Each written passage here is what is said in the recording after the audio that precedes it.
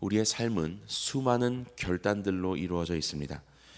그리고 그러한 결단은 우리의 삶의 변화로 이어지게 되지요.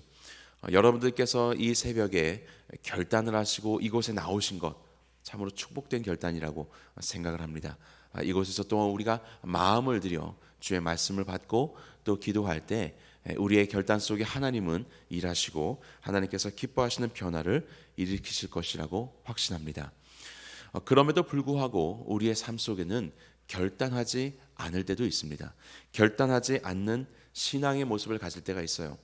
나를 던지기에는 무엇인가 너무 큰 대가가 치러지는 것 같아서 우리는 쉬이 결단하지 않고 어떤 것도 선택하지 않는, 마음은 불편하지만 조금은 그런 불편한 중립을 선택하고 애매한 입장을 취하면서 그저 시간을 보내고 있는 그런 때를 경험하기도 합니다. 어떻게 보면 결단하지 않기를 결단한 그런 모습일 수도 있는데요. 이것은 우리에게 단순히 변화가 없고 그 중립을 가지고 간다라는 것이 아니라 사실 신앙적인 결단이 없는 것은 우리로 신앙의 퇴보를 이루게 되는 결과를 맞이하게 합니다. 그것은 곧 우리는 변질이라고 말하는 것인데요. 예수님은 우리에게 오셔서 양으로 생명을 얻게 하고 더 풍성히 얻게 하기 위해서 오셨습니다. 예수님과의 우리의 만남과 또 사귐과 그 안에서 우리의 많은 결단들은 우리로 생명을 얻게 할 뿐만이 아니라 더 풍성한 생명으로 생명력을 가진 존재로 우리를 만들어 가시는데, 우리가 그러한 신앙의 결단을 주저하고 있으면 우리는 이러한 생명력을 누릴 수 없는, 그저 연명하고만 있는 그러한 존재가 되어버린다라는 것입니다. 생명력 없는 신앙, 몸이 건조한 신앙, 이것은 곧 신앙의 변질이라고 할 수 있지요. 그래서 우리는 하나님의 뜻이 어디에 있는지를 알고, 그리고 우리의 마음을 들여서 결단하는 신앙을 가져야 하는 것입니다. 오늘 우리는 본디오 빌라도 총독의 이야기를 함께 나누려 합니다. 이 빌라도는 AD 26년에서 36년까지 약 10년 동안 이 유대 땅 팔레스타인을 다스렸었던 로마의 5번째 총독입니다. 평상시에는 가이사랴라고 하는 도시에 총독의 관저를 두고 그곳에서 그 로마의 지경 도시로서 그곳에서 거주하고 있다가 6월절이 다가오는 이런 때와 같이 밀란이나 소동이 일어날 수 있는 위험한 상황에서는 그의 임시 거처를 마련하는 것이죠. 그래서 예루살렘에 임시 거처를 마련하고 그곳에 머물러 있었습니다. 총독은 대부분 어떤 법률적인 일들이나 치안 혹은 사형과도 같은 그런 큰 문제를 이제 관장하였죠. 또 세금 징수 이런 일들을 관장하였고, 대부분의 사사건건 일어나는 일들은 그들이 통치하고 있는 그 지역에 담당을 하였습니다. 유대 땅 같은 경우는 사내들인 공회가 사사건건의 일들을 맡아서 관장을 하였던 것이지요.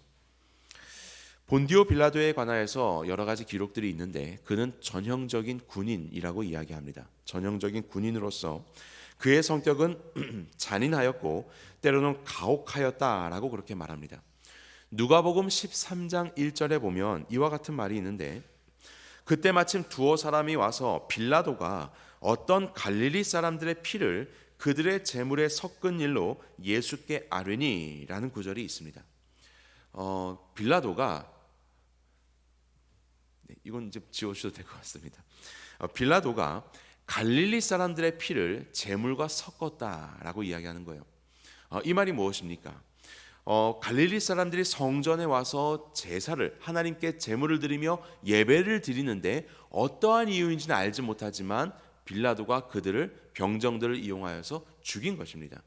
그래서 그들의 피를 제물의 피와 섞었다라는 그런 표현으로 말하고 있는 것이에요.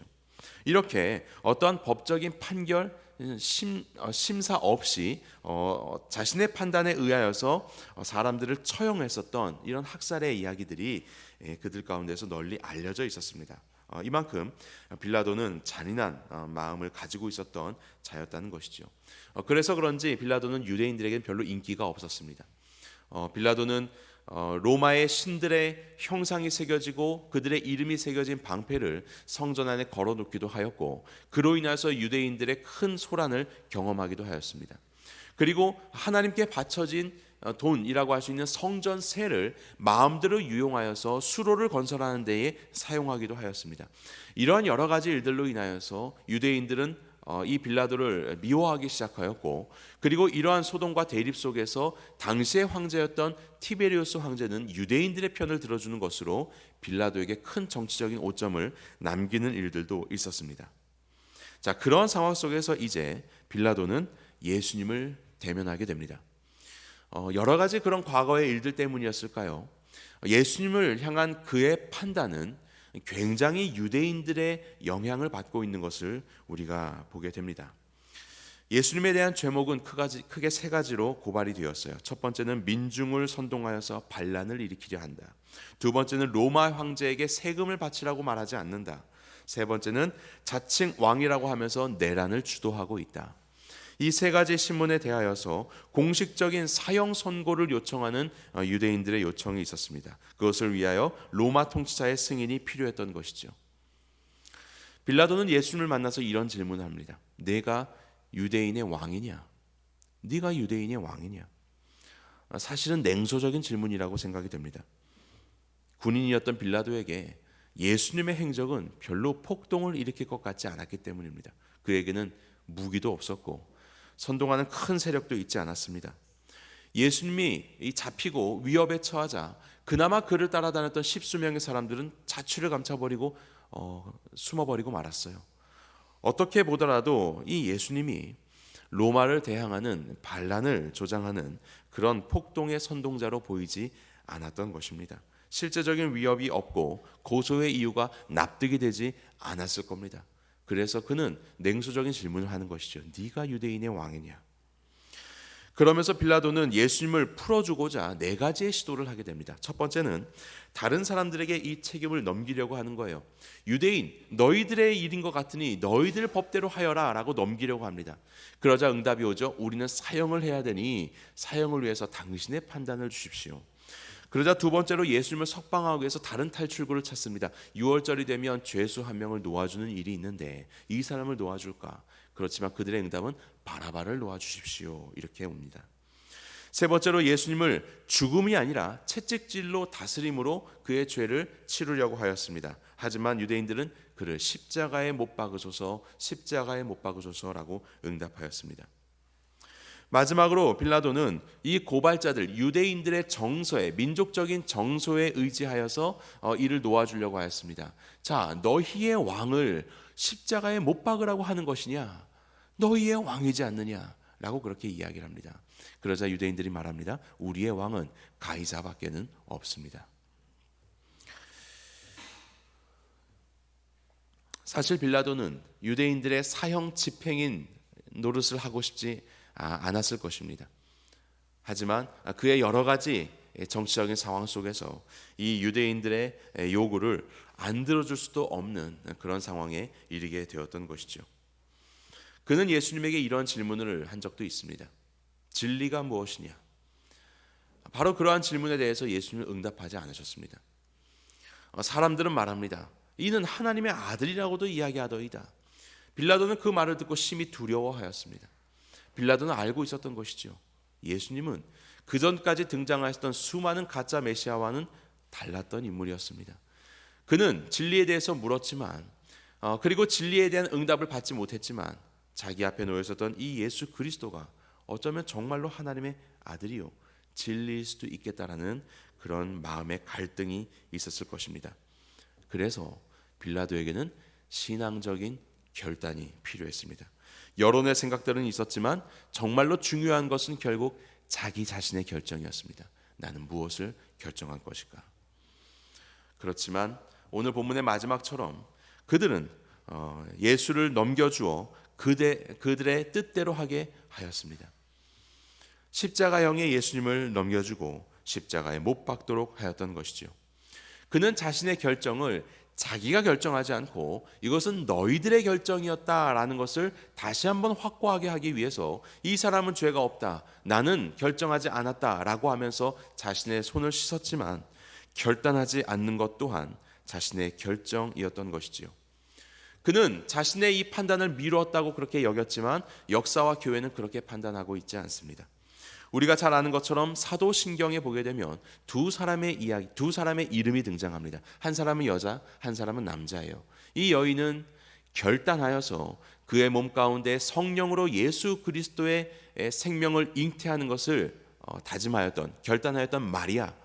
그리고 두 번째 등장하는 사람은 그는 예수 그리스도를 죽이기로 결단하였던 본디오 빌라도. 이 두 사람의 이름이 등장한 것이죠. 교회의 이 역사 속에서 본디오 빌라도는 예수님을 죽인 결정을 한 자로 그렇게 우리의 마음 가운데 남아 있습니다. 역사가 요세푸스는 말합니다. 본디오 빌라도는 이후에 스스로 목숨을 끊었다. 그런 비참한 결과를 이야기하기도 합니다. 우리의 삶 속에서 우리는 때로 이러한 불편한 중립을 유지할 때가 있죠. 그리고 그것을 마치 가능한 것인 양 변명할 때도 있습니다. 할 수 있는 한 우리의 마지막까지 우리의 결정을 미루고 결정을 내리지 않을 때가 있지요. 세상의 일들에 대해서는 우리는 분초를 다퉈가면서 결정을 내리고 판단하지만 신앙의 일들에 대해서는 때로는 결단하지 않고 그저 흘러가는 일처럼 그렇게 떠다니는 모습을 보일 때가 있습니다. 세상의 모든 것들이 하나님의 주권 아래에 있다라는 것을 고백한다면 우리의 신앙적 결단이 결코 우리의 세상적인 일들과 무관하지 않다는 것을 우리는 깨달아야 할 것입니다. 하나님과 가장 가까운 자가 세상에 가서도 가장 지혜로운 결정을 내릴 수 있는 것이지요. 하나님은 결단하셨습니다. 우리가 사도신경을 보게 되었을 때 본디오 빌라도에게 고난을 받으사라고 하는 이 말처럼 하나님의 결단은, 세상을 구원하고자 하는 하나님의 결단은 그저 그 결단에서 머무는 것이 아니라, 비역사적인 것이 아니라 본디오 빌라도라는 로마의 5대 총독 그 시기에 역사하신 예수 그리스도의 죽으심으로 역사적인 결단이 되었던 것입니다. 하나님은 저와 여러분들을 사랑하셔서 우리를 구원하기를 기뻐하시고 결단하셨고, 그리고 그는 실제로 우리의 삶의 역사 가운데 개입하셔서 일하신 분이십니다. 그렇게 하나님은 결단하며 실행하는 분이시고, 바로 이러한 삶은 우리의 삶 속에서도 역사하신 것이지요. 저와 여러분들의 삶 속에 하나님은 일하셨습니다. 그것은 분명히 펼쳐지는 사건이 되었습니다. 하나님은 사람들을 통하여서, 많은 환경들을 통하여서 저와 여러분들의 삶 가운데 일하셨습니다. 오늘도 성령의 역사를 우리 가운데 부어주시고 우리를 통해서 일하기를 원하고 계시는 거예요. 이 모든 일들이 다 우리의 구원을 위해서, 나의 구원을 이루기 위해서 결단하시고 실행하시고 개입하신 하나님의 역사입니다. 환경과 수많은 사람들이 이러한 하나님의 결단 가운데 그의 의지를 순복하였기 때문에 오늘 우리에게까지 이 복음의 역사가 전달되게 된 것이지요. 하나님과 많은 이들의 결단으로 통하여 우리는 이곳에 있고 생명을 얻은 자가 된 것입니다. 그렇기 때문에 오늘 하나님은 우리 가운데 말씀하고 있는 겁니다. 신앙적인 결단을 하라라는 것입니다. 신앙적인 결단을 하여라. 고난주간 하나님께서 기뻐하실 한 가지를 결단하시는 저와 여러분들 되기를 바랍니다. 내가 이 시간 하나님이 기뻐하시는 이것을 가지고 신앙적으로 결단하리라, 내가 이것을 끊어내리라, 혹은 내가 이것을 반드시 이행하리라, 바로 그러한 신앙적인 결단을 내리시는 저와 여러분들의 삶이 되기를 소망합니다. 우리의 개인의 삶에서, 우리의 이웃의 삶에서, 우리의 직장 관계 속에서, 우리의 가정의 삶에서 신앙적인 결단을 하십시오. 하나님의 심정으로 결단하는 우리의 삶을 통해서 우리에 대하여서 결단하시고 우리에 대해서 개입하시고 이끄시는 하나님이 결단하는 우리의 삶 가운데 역사하셔서 하나님의 생명의 역사를 풍성히 이루어 가실 것입니다. 이 놀라운 역사 가운데 쓰임받는 우리 새누리 모든 성도님들 되시기를 주님의 이름으로 축원합니다.